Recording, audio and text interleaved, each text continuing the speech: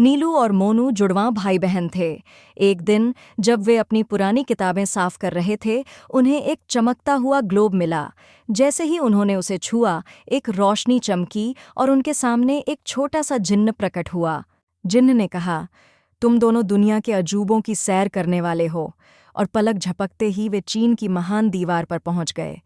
यह इतनी लंबी थी कि अंत नजर ही नहीं आ रहा था।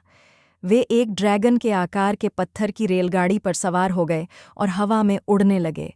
अगले पल वे ताजमहल के बगीचे में थे। चांदनी में यह सफ़ेद संगमरमर से बना महल ऐसा लग रहा था जैसे सोने की तरह चमक रहा हो। तभी हवा में एक कविता उभरी और ताजमहल के पत्थरों से हल्की रोशनी निकलने लगी।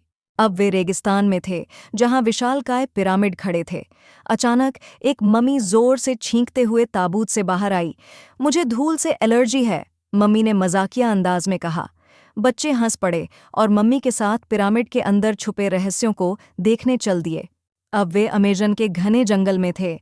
यहाँ हरियाली के बीच एक चमकती हुई नदी बह रही थी, जिसमें लाखों जुगनू तैर रहे थे। ये किसी परी लोक की तरह दिख रहा था। बच्चे नाव में बैठे और चमकती हुई नदी में तैरते चले गए। अगली मंजिल थी ग्रैंड कैन्यन। ये चट्टानों की विशाल घाटी थी। अचानक उनके सामने एक इंद्रधनुषी सुरंग खुल गई। जैसे ही वे उसमें घुसे, वे रंगों की लहरों में तैरने लगे। ये किसी जादुई रोलर कोस्टर जैसा था। एक हल्की रोशनी चमकी और वे वापस अपने कमरे में आ गए।